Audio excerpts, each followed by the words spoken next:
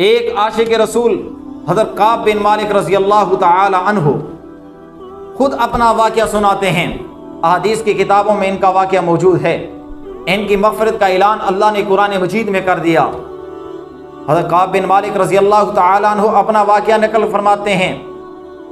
حضرت کعب بن مالک رضی اللہ تعالی عنہ فرماتے ہیں کہ جب حضور اکرم صلی اللہ علیہ وسلم نے غزوہ تبوک کا اعلان فرمایا، اس وقت میں مدینہ منورہ میں موجود تھا، اور میری کیفیت، مالی کیفیت کیسی تھی؟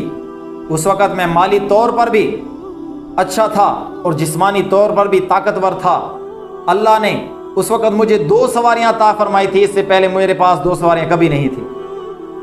تو حضور اکرم صلی اللہ علیہ وسلم نے جب غزوہ تبوک کا اعلان فرمایا تو اس وقت میرے پاس سواری بھی موجود، مال بھی موجود، جسم بھی طاقتور۔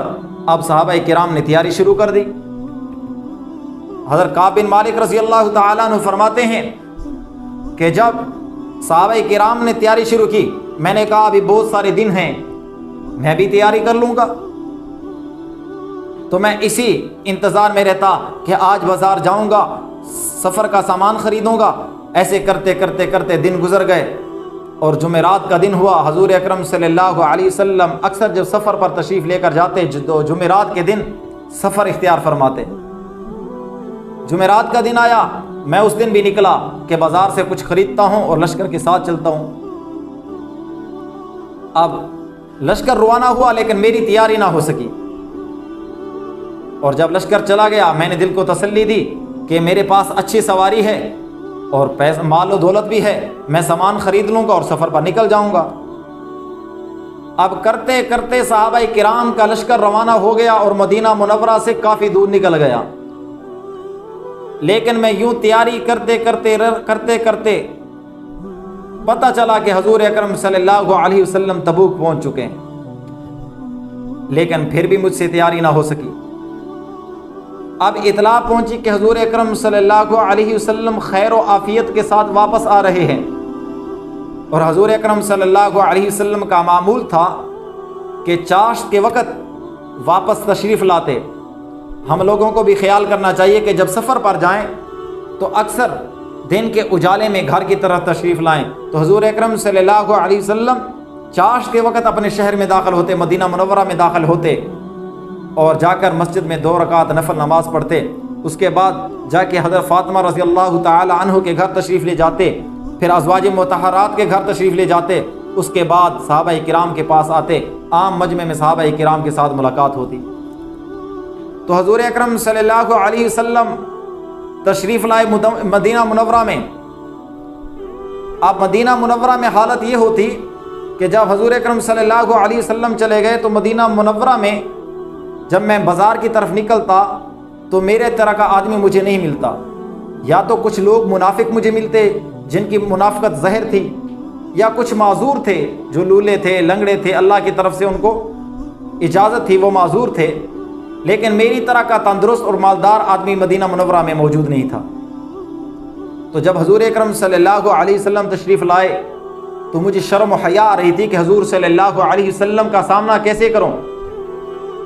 اب دل میں ارادہ تھا کہ حضور صلی اللہ علیہ وسلم کو واقعات سناؤں گا، اپنا عذر پیش کروں گا، لیکن پھر ارادہ کیا کہ حضور اکرم صلی اللہ علیہ وسلم کے سامنے غلط بیانی نہیں کروں گا، سچ بولوں گا۔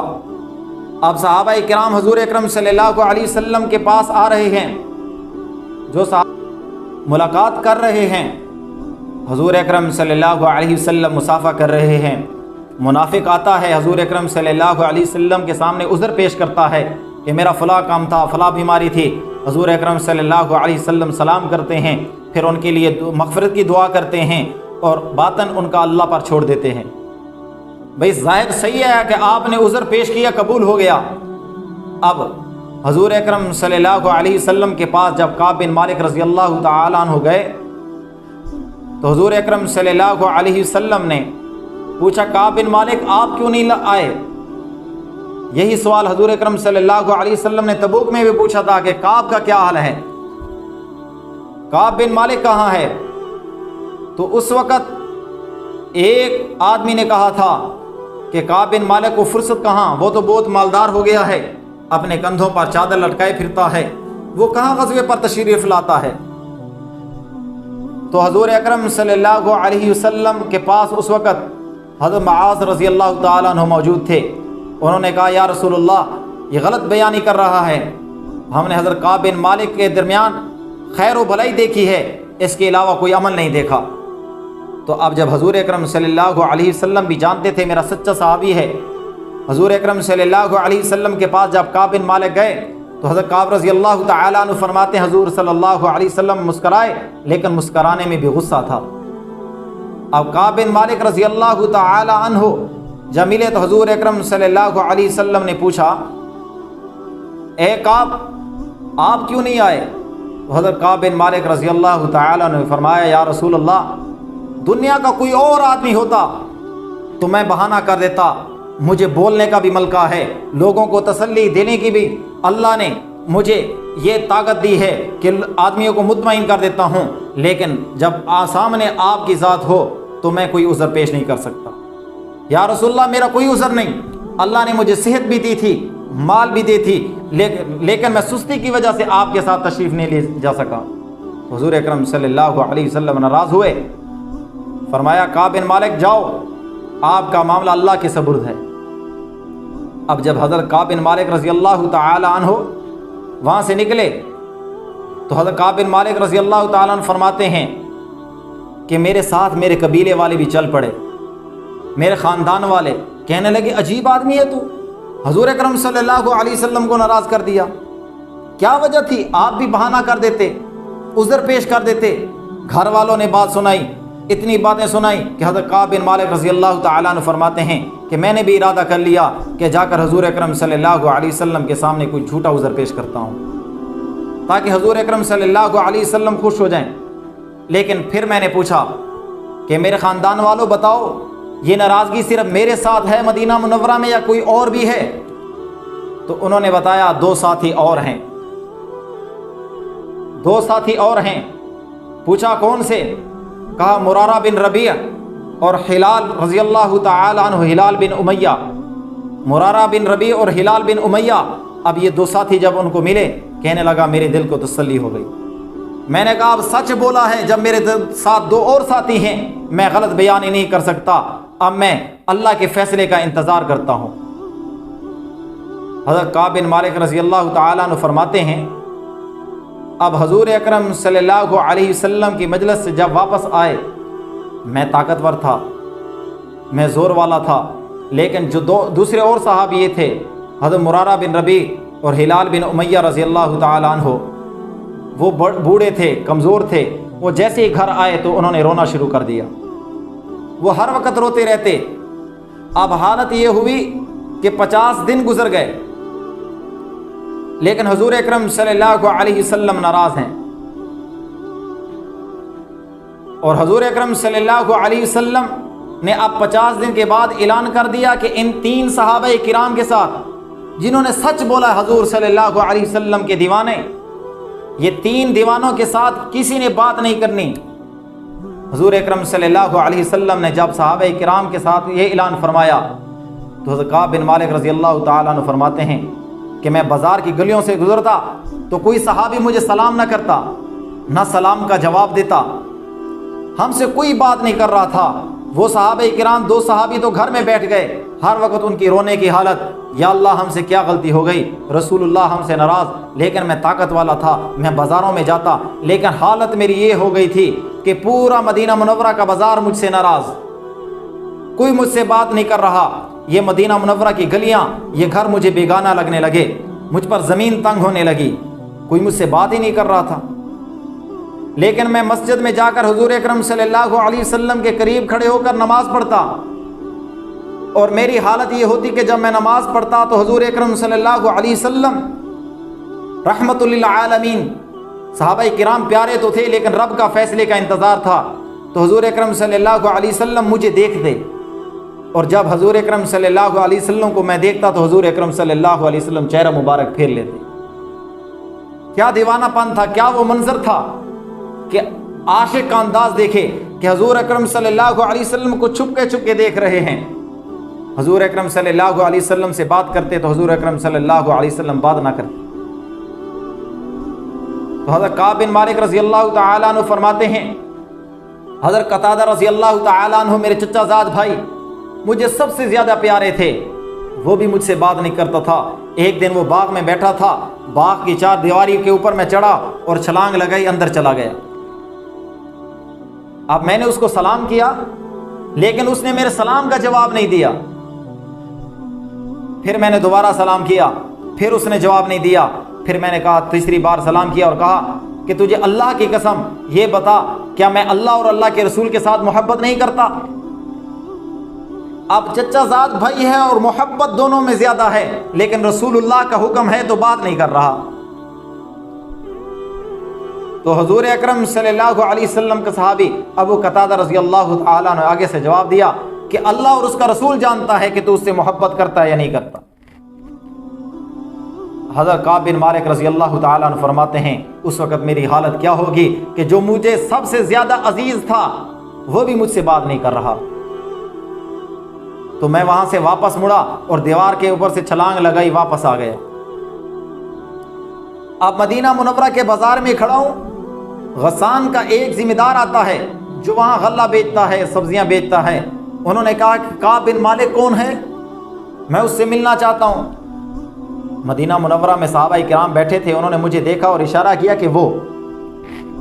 اب وہ غسانی آدمی میرے پاس آیا اور مجھے خط دیا۔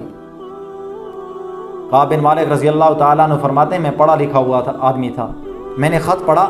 غسان کے بادشاہ نے لکھا کہ اے کعب، تجھے تیرے رہبر نے، تجھے تیرے سربراہ نے، جس کو تو چاہتا ہے اس نے تجھے الگ کر دیا، تجھے اکیلا چھوڑ دیا، تیری یہاں قدر نہیں، تو ہمارے پاس آ جا، ہمارے سینے آپ کے لیے کھلے ہوئے ہیں۔ حضرت کعب بن مالک رضی اللہ تعالیٰ نے فرمایا کہ یہ اس سے بھی بڑی آزمائش تھی کہ دیکھو کہ کفار مشرک مجھے اپنی جماعت میں شامل کرنا چاہ رہے ہیں، حضور اکرم صلی اللہ علیہ وسلم سے مجھے جدا کرنا چاہ رہے ہیں۔ میں نے کہ اللہ یہ کتنی بڑی آزمائش آ گئی۔ میں نے خط لیا اور چپکے سے جو تندور جل رہا تھا اس میں ڈال دیا۔ اب میری حالت یہ ہو گئی، اب کرتے کرتے 50 دنوں کے اوپر 40 دن اور بھی گزر گئے، کوئی مجھ سے بات نہیں کر رہا۔ اب حضور اکرم صلی اللہ علیہ وسلم کی طرف سے ایک قاصد آیا، حضرت خزیمہ بن ثابت رضی اللہ تعالیٰ عنہ نے پیغام دیا، اے کعب بن مالک، آج سے آپ کے پاس بیوی کے ساتھ رہنا ختم، بند ہے، اپر پابندی ہے، بیوی آپ کے پاس نہیں رہے گی۔ میں نے کہا کیا اس کو صرف چھوڑ دوں یا طلاق دے دوں؟ کہا طلاق کا حکم نہیں ہے، لیکن اس کے پاس نہیں رہنا، اس سے قرابت نہیں کرنی، اس کے قریب نہیں آنا۔ باقی 2 صحابہ کرام کی طرف بھی یہ پیغام بھیج دیا گیا۔ تو حضرت ابو قتادہ رضی اللہ تعالی عنہ نے فرمایا بیوی کو کہ آپ اپنے میکے کی طرف چلے جائیں، جب تک اللہ کی طرف سے فیصلہ نہیں آتا آپ میرے پاس نہ آنا۔ تو حضرت ہلال بن امیہ رضی اللہ تعالیٰ عنہ بوڑھے صحابی تھے، ان کی بیوی کو جب پیغام ملا تو وہ حضور اکرم صلی اللہ علیہ وسلم کی مجلس میں پہنچی، کہنے لگی یا رسول اللہ، وہ بوڑھا ہے اور اس کی بینائی بھی کمزور ہے، اس کی کوئی خدمت کرنے والا بھی نہیں، آپ مجھے اجازت دے دیں کہ میں اس کی خدمت کروں۔ تو حضور اکرم صلی اللہ علیہ وسلم نے فرمایا کہ اس کے قریب نہیں جانا لیکن خدمت کرنی ہے۔ تو حضرت کعب بن مالک رضی اللہ تعالیٰ عنہ کو بھی کہا گیا کہ آپ بھی حضور اکرم صلی اللہ علیہ وسلم سے اجازت لے لیں کہ آپ کی بیوی بھی آپ کی خدمت کرے۔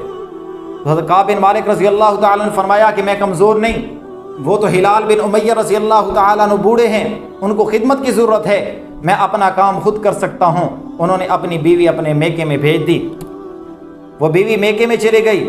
حضرت کعب بن مالک رضی اللہ تعالیٰ عنہ فرماتے ہیں اب میری حالت یہ ہو گئی کہ دل گھٹ رہا ہے، دل کر رہا ہے کہ یہ دنیا ہی ختم ہو جائے، اس دنیا میں جینے کا کیا فائدہ جب آقا ہی ناراض ہوں۔ کرتے کرتے ایک دن میں اپنے گھر کی چھت پہ بیٹھا ہوا تھا، اس وقت کی بعض روایتوں میں آتا ہے کہ حضور اکرم صلی اللہ علیہ وسلم کو اللہ نے رات کو اطلاع دے دی، آیت اتری کہ ان 3 صحابہ کرام کی مغفرت کا اعلان ہو چکا۔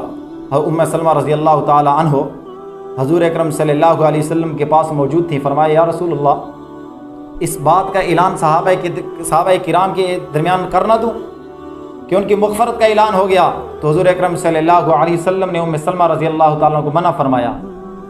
فرمایا ام سلمہ اگر آپ نے اب اعلان کر دیا رات کے وقت تو تمام صحابہ کرام آپ کے گھر کے پاس جمع ہوں گے, پھر آپ کو رات کو نیند کرنے نہیں دیں گے, اس لیے اس اعلان کو مؤخر کر دو, صبح کے وقت کرنا. حضرت کعب بن مالک رضی اللہ تعالیٰ عنہ فرماتے ہیں اب 50 دن اور گزر گئے, پہلے 50 کے بعد اور 50 دن, تو میں اپنے گھر کی چھت پر بیٹھا تھا, دل بڑا غمگین تھا کہ اب کیا ہوگا, اللہ بھی ناراض ہے, رسول اللہ بھی ناراض ہے, مدینہ کے لوگ بھی بات نہیں کرتے, بیوی بھی قریب نہیں, اب اس دنیا میں رہنے کا کیا فائدہ. تو دیکھا ایک پہاڑی سے آواز آ رہی ہے, سل پہاڑی سے کسی نے اعلان کر دیا کہ کعب بن مالک آپ کو خوشخبری, اللہ نے آپ کی مغفرت کا اعلان کر دیا. کہا میں نے جب اعلان سنا تو خوشی کی انتہا تھی. اس وقت 2 صحابہ کرام تھے, دونوں دوڑے, کہا کہ ہم حضرت کعب بن مالک رضی اللہ تعالیٰ عنہ کو خوشخبری سناتے ہیں. ایک نے, میرے خاندان والے نے کہا کہ دوسرا تو مجھ سے آگے نکل گیا, وہ پہاڑی پر پہنچا اور پہاڑی پر کھڑے ہو کر اعلان کر دیا خوشخبری کا, اور خوشخبری اس کی اعلان کی آواز زیادہ اس سے تیز تھی, وہ اعلان میرے پاس پہلے پہنچا اس پہاڑی والے کو. اسی طرح دوسرا صحابہ کرام رضی اللہ تعالیٰ عنہ کے پاس بھی صحابہ کرام دوڑ کر پہنچے, ان کو خوشخبری کا اعلان سنایا. حضرت کعب بن مالک رضی اللہ تعالیٰ عنہ فرماتے ہیں جو آدمی خوشخبری لے کر آیا, میرے پاس اس وقت صرف 2 چادریں موجود تھیں جن کو میں نے پہن رکھا تھا. میں نے اس وقت حضرت قتادہ رضی اللہ تعالیٰ عنہ سے عاریتاً 2 چادریں مانگی اور اپنی دونوں چادریں اس کو تحفے میں دے دیں کہ آپ نے مجھے خوشخبری سنائی ہے. حضرت کعب بن مالک رضی اللہ تعالیٰ عنہ فرماتے ہیں میں حضور اکرم صلی اللہ علیہ وسلم کی مجلس میں پہنچا, صحابہ کرام خوش ہیں. مسجد میں جیسے ہی داخل ہوا, طلحہ بن عبید اللہ رضی اللہ تعالیٰ عنہ بھاگ کر دوڑ کر آئے اور میرے ہاتھ کو بوسہ دیا اور مجھے مبارکی دی کہ مبارک ہو, اللہ کی طرف سے آپ کی مغفرت کا اعلان ہو چکا. حضور اکرم صلی اللہ علیہ وسلم کی قدموں مبارکوں میں بیٹھا. حضور اکرم صلی اللہ علیہ وسلم نے فرمایا کعب بن مالک خوش ہو جاؤ, آج آپ پر عظیم دن ہے. جس وقت سے آپ کی ماں نے آپ کو پیدا کیا اس دن سے بہتر دن آپ پر کبھی نہیں گزرا. کعب بن مالک رضی اللہ تعالیٰ عنہ فرماتے ہیں میں نے کہا یا رسول اللہ یہ مغفرت کا اعلان آپ کی طرف سے ہے یا اللہ کی طرف سے ہے؟ تو حضور اکرم صلی اللہ علیہ وسلم نے فرمایا یہ اللہ کی طرف سے ہے. تو حضرت کعب بن مالک رضی اللہ تعالیٰ عنہ فرماتے ہیں یہ میرے لیے بڑی خوش قسمتی کا واقعہ تھا کہ اللہ نے میری مغفرت کا اعلان کر دیا. ہم 3 صحابہ نے جنہوں نے حق بولا تھا, سچ بولا تھا, اللہ نے قرآن میں ان کی مغفرت کا اعلان کر دیا. تو باقی منافق ان کا اعلان اللہ نے قرآن میں کیا کہ انہوں نے منافقت اختیار کی, اور یہ 3 صحابہ ان پر وقت تو مشکل گزرا, تکلیفیں آئیں, لیکن حضور اکرم صلی اللہ علیہ وسلم کے سامنے جھوٹا عذر پیش نہیں کیا, تو اللہ نے ان کا قیامت تک اعلان قرآن مجید میں فرما دیا کہ یہ حق اور سچ والے تھے, اللہ نے ان کا مغفرت فرما دی.